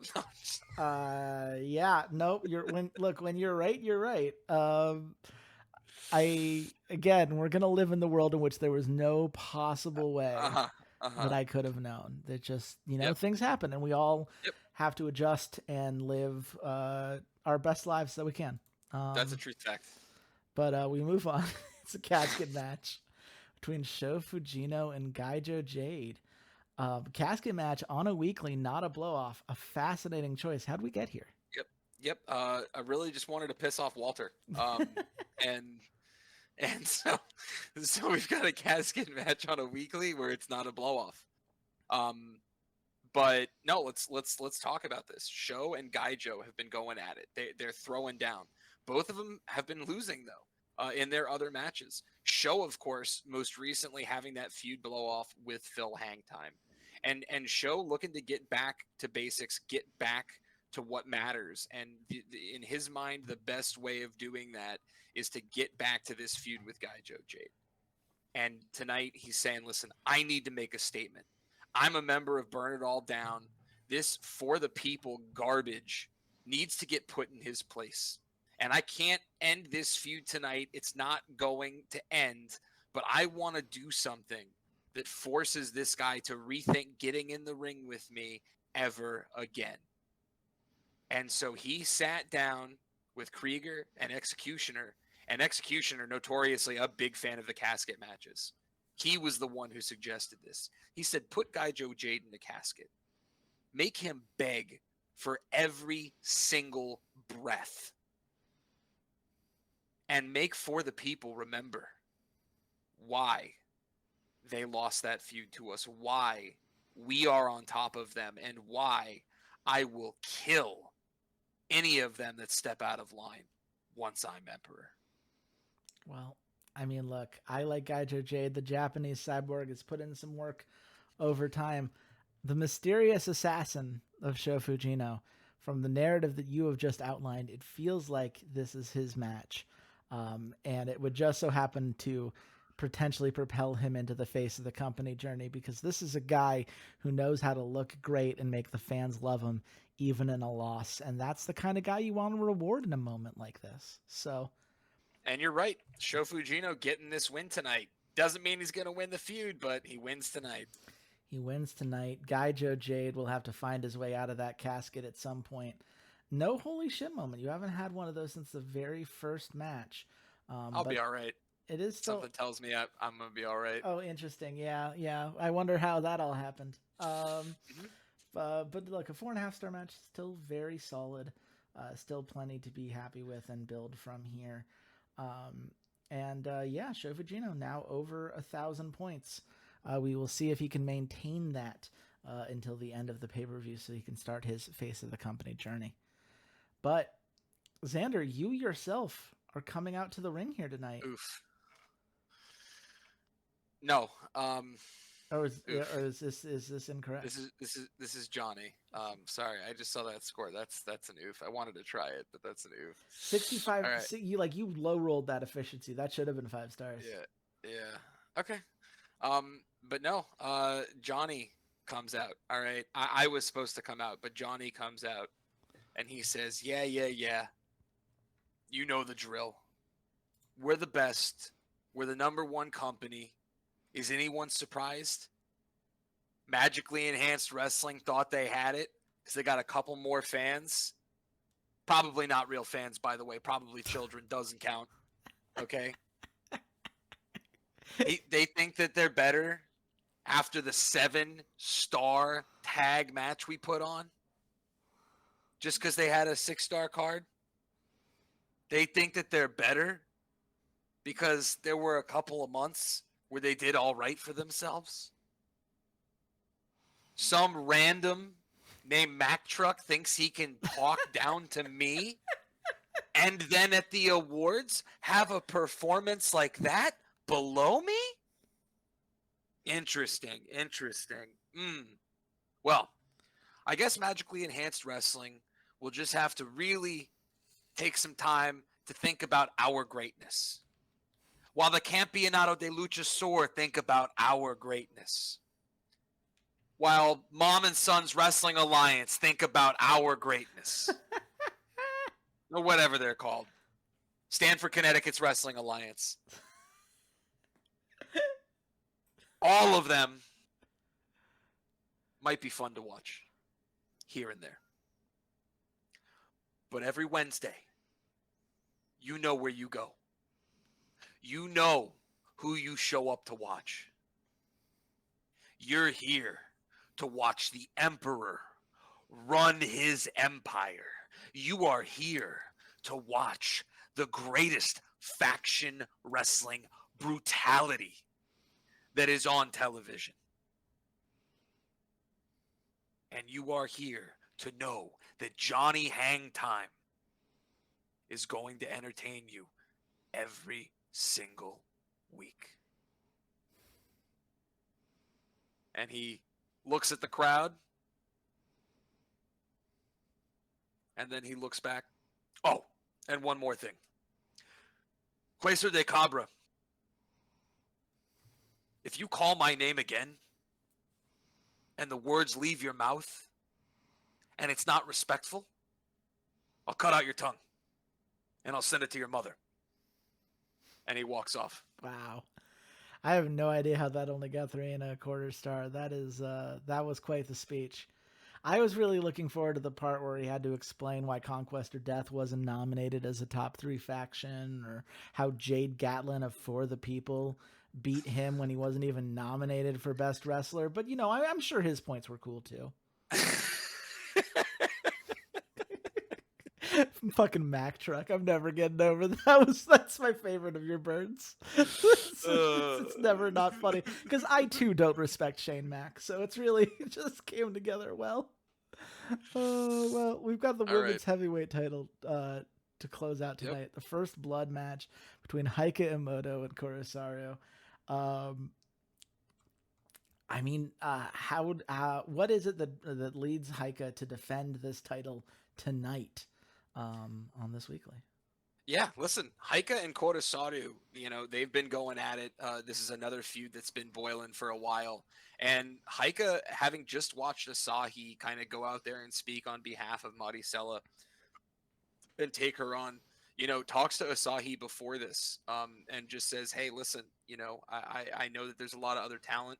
I know there's a lot of other women that are starting to make a big showing. And, even Emily is now wrestling Johnny in Emperor's Belt matches. I want that to be me, Asahi. And Asahi just looks at her and says, well, then you have to crush Kotasaru. You have to leave her with no more designs that she could take this belt from you. And you need to prove to everyone, all right? And especially as the highest level face I'm currently representing, that if there is a bright spot in this promotion, that it's you. That it's you, and it's always going to be you. And you don't do that by just beating, all right, anybody. You don't do that just by taking the belt off of Ume after she held it. You need to make sure that no one can contest this. And that is the only way that you'll be able to set this aside and move on. And right now, there is no woman other than Emily, besides Kotasaru, that can even challenge you. So if you put her down, if you embarrass her, then they'll know. They'll know that you're ready for more. And Kotasaru, meanwhile, she's incensed. Her wins have not been the wins that she wants, and her losses have been brutal. At one point, she was considered to be the next woman to take over for Emily Everett. The one to kind of lead the way. But then Ume got the heavyweight title. Kotasaru couldn't maintain her title. And she's the biggest. She has this literal physical advantage that she feels she's letting go to waste. And if Haika is going to be the one dancing around her and winning, it's inexcusable as a leader of Conquest or Death, as a top female talent. She's got to get this belt. She has to win this heavyweight title. She has to represent Conquest or Death. She must impress Johnny, especially now that Emily is on the outs. She can be the number one. She can be the number one for Conquest or Death. It can be her. But she's got to go through Haika. She sure does. And that's going to be a tough challenge. Not just because it is a weekly and you do not typically move belts over on a weekly. I don't think you have yet. I have. You said that like 3 times. I have, but only once. Only once. I still don't remember it, but I choose It's to okay. believe you. Yes. In either case, I think I'd be asking a lot to change it over tonight, but that's not the reason that Haika's going to win. Haika's going to win because you're setting up a long-term feud between Haika Imoto and Maricela Reyes, where they're both fighting to prove that they're the one that deserve Asahi King's love and support. And that's going to be a great fucking feud. You're right. Stop reading my notes. It's Haika. It's Haika winning. God, it's gonna be so fun though, right? Because you have, it is. I haven't seen anyone really do that like manager feud, because I don't really have managers in my company. Interesting. Interesting. Yeah. So I'm looking forward to you doing it. I'm also happy to see Haika Imoto with a 5-star victory tonight. I believe that is a hot match, and it makes the feud go hot, so they have more room. Double hotness. To fight in the future. No holy shit moment, but as you said, you're kind of doing fine on the creativity points perspective. And a nice boost again for the women's heavyweight championship. Let's check that score. 4 3/4 stars. Surprising, honestly, but I'll take it. Yeah, I mean, I think because the worst stuff gets dropped, right? But everything you did below 4-star got dropped. And I think beyond that, your lowest was a 4.5. So I'm not surprised at all that you got a 4.75. I guess you had the one 4.25, but still. I think it was very well put together.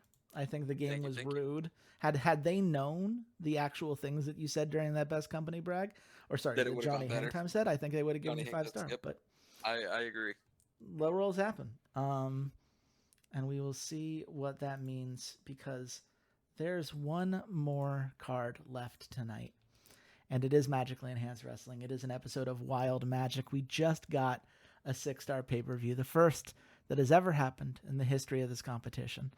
No one has put together a better card than I put together for Pact of Doom.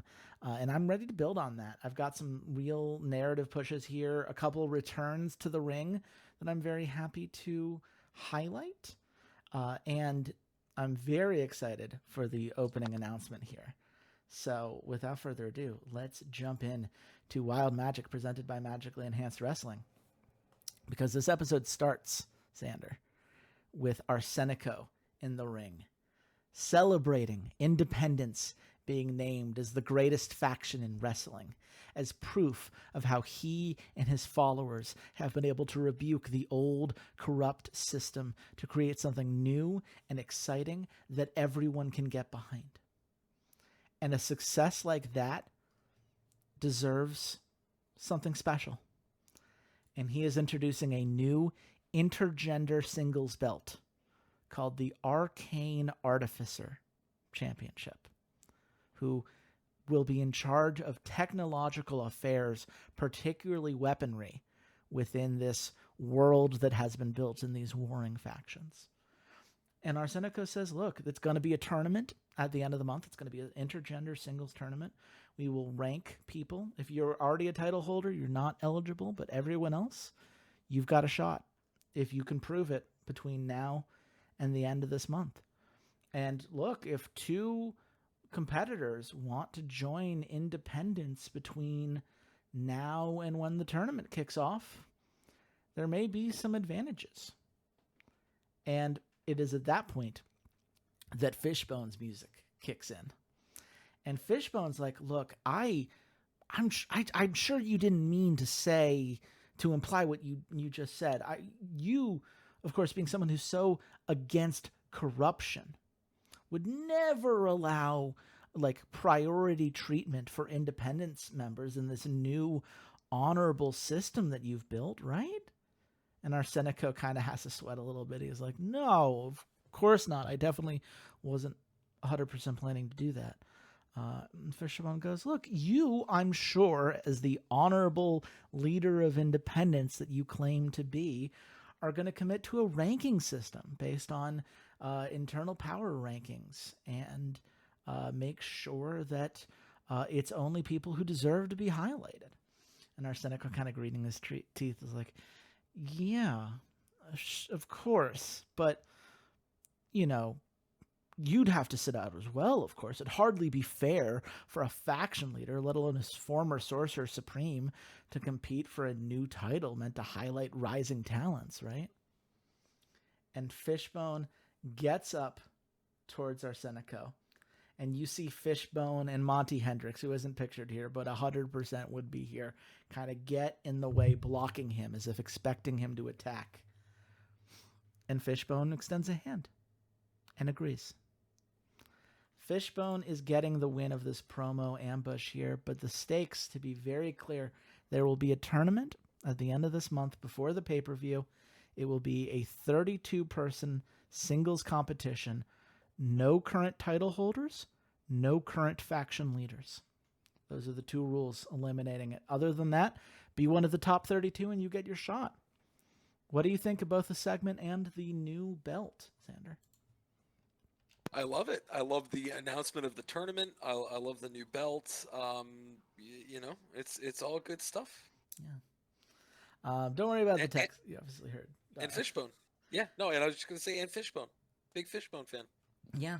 Fishbone, I think, needs to look strong here in forcing Arsenico to either accept his hypocrisy or live up to a standard he's no longer interested in following. Real smart.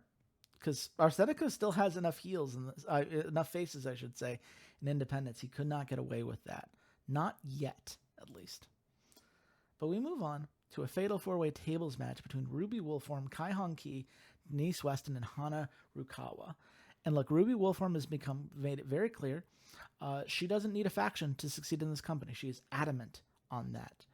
But Kai Hong Ki is here to put her in her place and show the true power of the Scourge in this tables match. She believes she's leveled up since she first wrestled against Ruby, and she's excited to prove that tonight. But Denise Weston, seeing this, comes out and offers to help Ruby, having seen from her recent feud with Alana Elise just how much damage the Scourge can do and how much better life can be when you get out and, I don't know, maybe join the Sky Sentinels. And Ruby, of course, has no interest in her help at all. But Hana Rukawa's music hits, and she decides to join her Overflow partner in the ring because, as far as she's concerned, it's a 2v1. Denise just said she wants to help Ruby. They're both faces. I should be in this ring as well to make sure it's a fair fight. And of course, Hana Rukawa and Denise Weston have feuded in the past as individuals, and Overflow versus Shots Fired has been a substantial recent feud. But that's really between Overflow with Kaiyanki and Hana Rukawa and Denise Weston, one of the two members of Shots Fired. They have mostly been feuding in these tag matches. That's why you're seeing a lot of women here with not a lot of wins.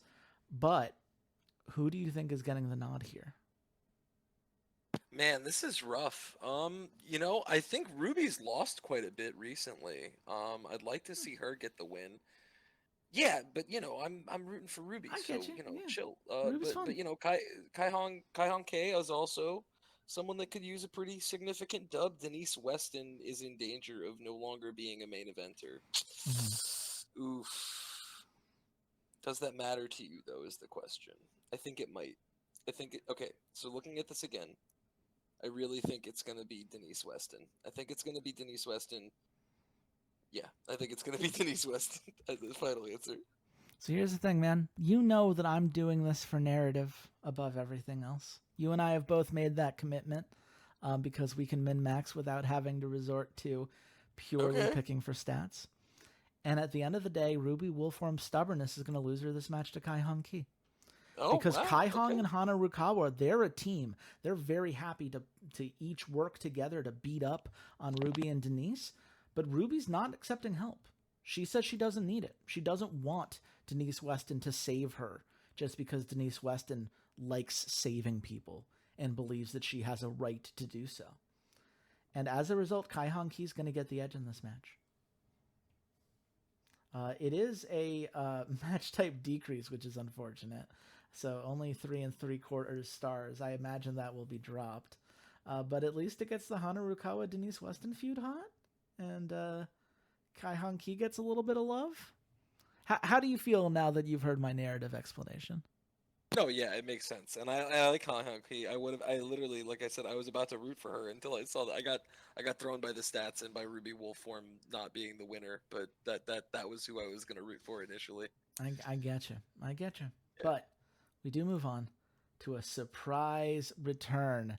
Cyan Orion's music hits. She has recovered after being attacked viciously backstage by Amy Umikio back in August. A dangerous attack that sidelined Cyan for 2 months. The fans obviously hugely stoked to have her back. You get the Cyan chants, you get the Shooting Stars chants. The fans are in. And Cyan gets on the mic and she says, you know what? I understand losing from time to time, but I wasn't expecting Emu to be such a coward. She's a champion in this company. She has been a champion as both a singles and doubles competitor now, and sneak attacks like that are no way for a champion to behave. Shooting Stars had no interest in creating an unfair match. This paranoia that it was going to be a 2v1 with us inserting ourselves against Flying High, that was all in her head. But you know what? Shooting Stars are better than you give us credit for. We're better than you. And I think you knew that. I think you knew that it was us you were truly afraid of, and that's why you really took me out. And I want the chance to prove it at Hell's Rebuke. So, if you think I'm wrong, come at me. I'm right here, Emu. And she's looking at the entrance ramp. She's waiting for Emu to come out and confirm she's going to get that match. And Emu doesn't come. What do you think before I continue where this storyline is going here? No, it's awesome, and I will tell you, I'm feeling like I need to steal some stuff. You haven't had enough injuries to have the surprise segments, but surprise return worked really well. I'm happy with how that Well, but you got here through a dangerous attack, right? I did. The dangerous attack Mm, guaranteed an injury, and then 2 months mm, later, people popped off. Okay. No, Look, I may or may not have injured uh, El Muerte Blanco specifically because he was too good to keep losing, but I didn't want him to have a title belt for at least a couple more months. mm-hmm. It can be helpful, is all I'm saying. Yeah. Um, Yeah. Yeah. but here's the thing, Xander. Sion Orion, she doesn't get Amu's music. She looks disappointed, and she gets ready to leave the stage. And Mistress Jade's music hits. Oh, wow. And she comes to meet Sion in the ring.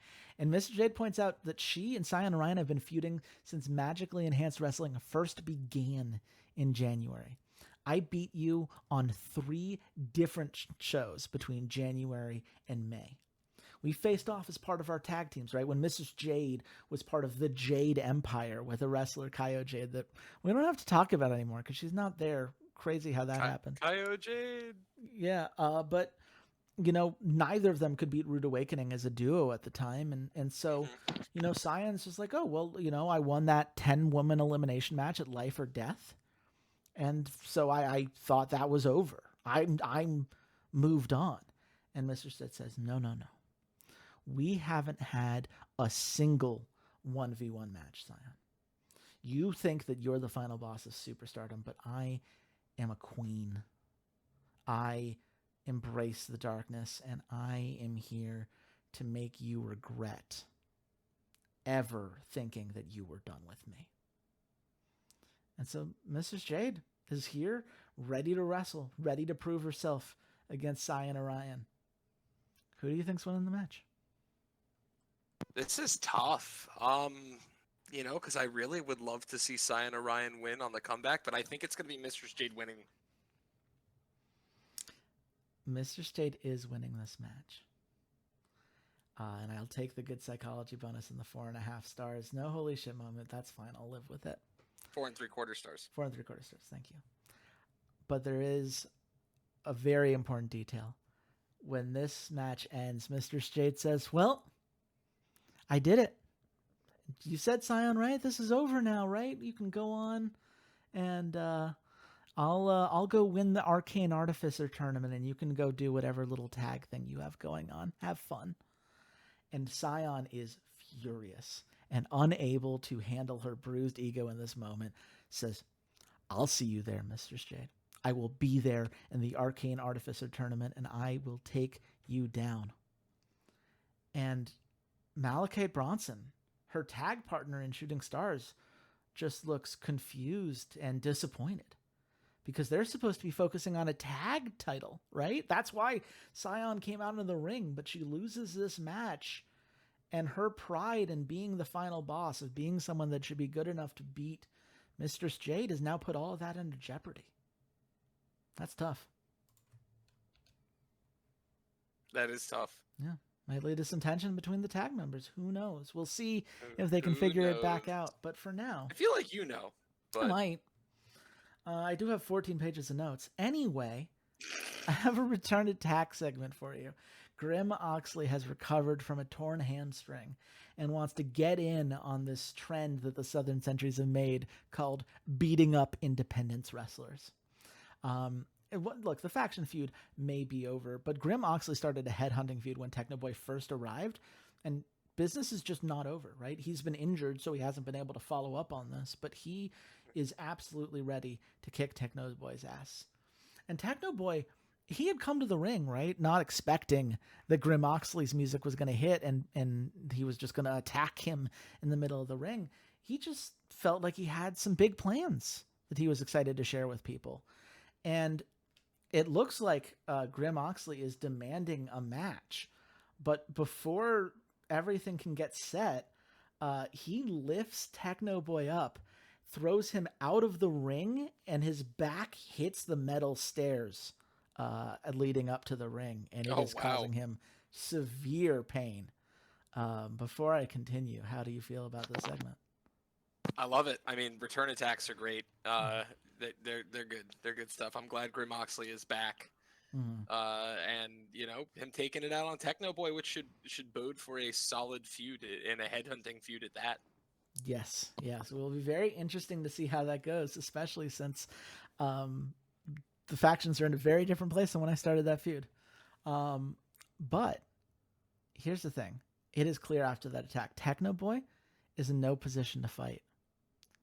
But he's demanding their match. Graham Moxley said, ring the fucking bell.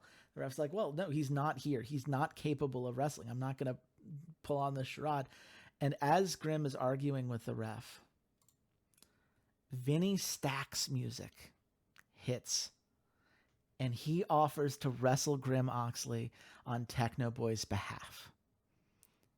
And Grimm's like, why should I agree to that? I'm only here to get revenge for my earlier losses. I'm here to attack Techno Boy. I don't care about you. And Vinny's like, yeah, that is the kind of thing that a coward like you would say, wouldn't it? You just want to beat up on people who can't defend themselves because you know you're not good enough. I get it. I guess we can just both leave unhappy if that's really how you feel. And he has done enough to insult Grimm Oxley's manhood and confidence that Grimm demands the ref ring the bell, and we've got a street fight between Vinny Stacks and Grimm Oxley. Who do you think's taking it home? Man, I think it's gonna be Vinny, right?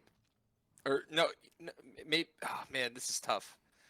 Because Vinny comes out and is kind of ambushing Grimm, but after Grimm just attacked Techno Boy, but you know what? Give it to Grimm. Give it to Grimm. Grimm needs the win after coming back.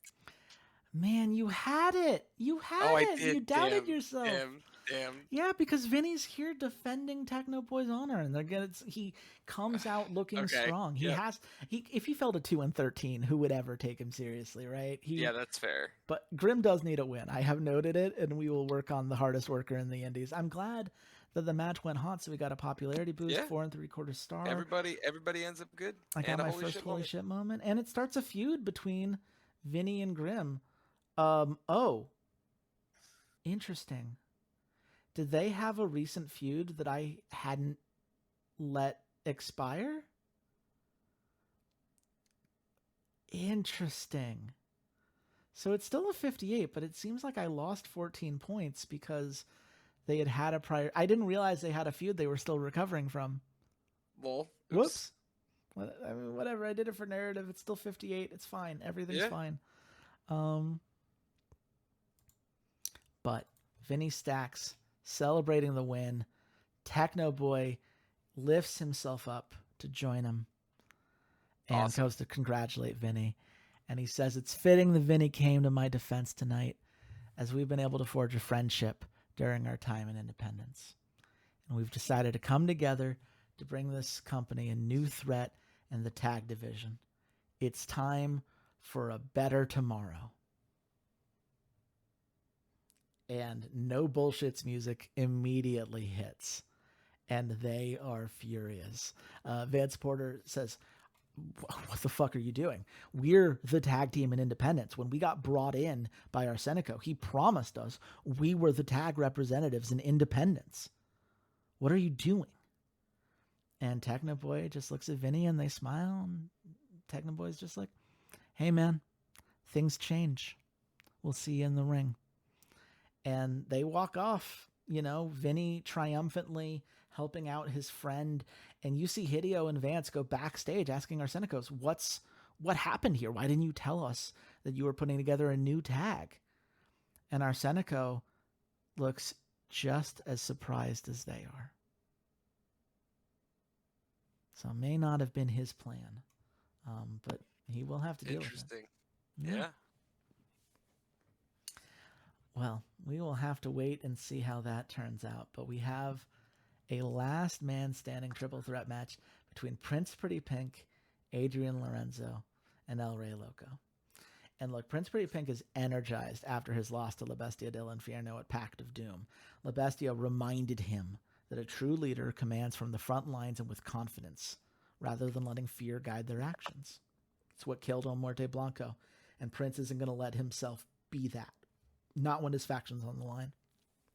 And so he offers El Rey Loco a last man standing match, which El Rey Loco, of course, immediately accepts. Any chance that he has to fight the man who usurped the Western Watch for him, El Rey Loco is going to take it, especially on the back of 2 singles matches against Lucas Meltzer and other members of the Western Watch. But to their surprise, Adrian Lorenzo's music hits.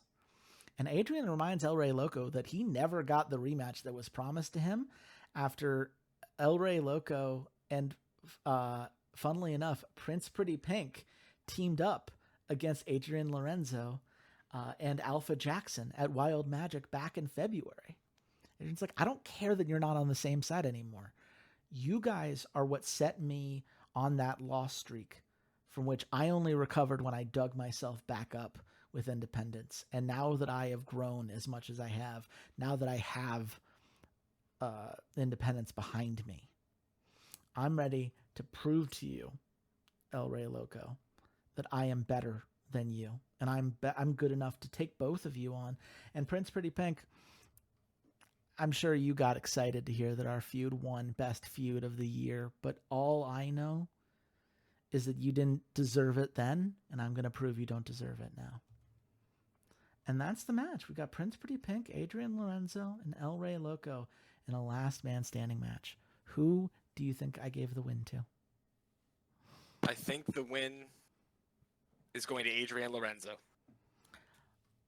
Adrian certainly had the best part of this promo tonight. But Prince Pretty Pink with the pay-per-view. Finally, I'll take it. Finally gets his win. I told you I had to bring him down to remind him what it meant to be a leader so the Prince can stand strong tonight. Adrian just kind of got himself distracted by trying to fight both of them at once, and Prince Pretty Pink digs deep and finds a way to beat El Rey Loco. El Rey Loco's first singles loss in Magically Enhanced Wrestling. It's a 5-star match, not surprising, because given the quality of worker here, we love seeing this feud start with such a strong mark for Adrian and Prince Pretty Pink. I am sure that independence will continue to have some strong feelings about every other faction in this league. And yeah, how are you feeling? I love it. I'm glad Prince Pretty Pink finally got a win. I've been waiting, man. I've rooted for him so much. You know, I made the mistake of thinking you were continuing to cause him physical agony and me in turn. So I'm very grateful. Yeah. Thank goodness for La Bestia del Inferno, you know. Mm-hmm. The Hellfire Club exactly. continuing to make this division better. But we move on to our main event of the night, a blow-off casket match between Hall of Ashes and Magic Missiles. And Magic Missiles basically said, we're going all in. We deserve one more shot at the Defenders of the Realm belt. They've only lost 3 matches in their career, right? And the first one was Red Arrow's first match back as a tag member after his injury. Before Hall of Ashes, they never lost on even footing with any tag team in this company. They can't believe that they've lost twice in a row, and they refuse to believe it'll happen a third time. And Hall of Ashes has said, look, we've beaten you twice now, 2 different pay-per-views. We don't need to put our title on the line right after beating you at Pact of Doom. And Magic Missile says, okay, how about this? If you win, we will never challenge you for the title again. And Hall of Ashes say, okay, you know what? That sounds fun. But we're using our champion privilege to call for a casket match because tonight we are putting a final end to your misguided belief that you are somehow above the rest of us. So that's the match. Does Hall of Ashes get their 3rd win against Magic Missiles and close out this feud? Or do Magic Missiles bounce back and take back the title that they have held for so long? Magic Missiles are a joke. Hall of Ashes all day. It is Hall of Ashes getting the win. Look, man, I have plans for them and their reign, and Magic Missiles need an excuse to be able to go off and do other things. It is an overness hit for them, but they're going to be just fine. Did you pull out the 5-star card, though, is the question, because it looks pretty damn close. It's going to be close. Depends on how much gets dropped. No other holy shit moments. But Ooh, that's my title feud. Item unlocked? Huh. I guess that's my title. I don't know how because I leveled up new challenger. So because I got that to gold, I got that's my title. Okay. I'll have to play around with that feud. Casket match is almost gold. Nice boost for the Defenders of the Realm, but let's see. Click the button. Click the button. Click the button. 5 stars. You did. Well done, bud. There we go. God. Yeah, I'm very happy. The fact that the main event was 5 stars. Like, these were the couple matches I felt the best about. I got to play around with the return stuff, which I think worked well. It's a shame that the Kai Han Key match low rolled, but whatever. Of all the matches to low roll, that's the one I can live with for sure. Yep. And yeah, I'm happy with the stories that we're building. I look forward to seeing what a better tomorrow can do. And it, honestly, more than winning tonight, I'm just happy that multiple of my story beats had you have a very strong positive reaction. It feels like I've gotten a groove, and I'm feeling good about it. Yeah, man, looks good. It looks good. Yeah. I'm with it. Well, we look here. You lost fans tonight. I sure did. Destination ended up beating you in hype with a couple of those really hype segments. I do, of course, win the evening. That's not a surprise. Walter, 4.5. I think it was a very good card. I think there was a lot of stuff you and I liked and a couple low rolls that were unfortunate. But this game can be harsh. How do you feel overall about how the night played out? Good evening. I mean, it was everyone's pretty, it's pretty tight match. Eduardo, of course, getting on the ball with all the segments now, looking good. Walter's card, I mean, was probably like one low roll away from 4.75 if he had, one more of those gets dropped and one more goes hot, but no, listen, I'm with it. I want it to stay competitive to the end. It's doing that right now. You got the 5-star to close it out, which, I'm the only part that bums me out is that Magic Missiles was in the match that went 5 stars. Because Johnny notoriously loves to talk shit about them. He does for whatever reason. They're not the ones that pissed him off, but I do love that he singles them out and the Mack truck, which I will never get over. Yep. But I hope that y'all watching from home had as much fun with this as we did. Xander, if people want to give you some love, where can the nice people at home find you? You folks can find me on all of the socials at Tentacle Coach. You can, of course, also please go send some love to the Brooklyn College Esports and Gaming Club. That's at CUNYBC Esports, doing some solid stuff, beating big teams, and providing awesome community for gamers in New York City. Absolutely. Yeah, go give Brooklyn College some love. You can find me at Chase Wassenaar at BSky.social. You can find the Rough Drafts Podcast at Rough Drafts Podcast on Twitter, or Rough Drafts Pod on Twitter, Rough Drafts Podcast on BSky.social. Always love to hear your thoughts. We will have 2 more weeklies to come, as well as my side tournament episode in the very near future, so be sure to stay tuned. Like, comment, subscribe, all that fun stuff. If you're liking it, we'd like to hear about it. We love hearing your thoughts on things. So, but for now, goodbye, Internet.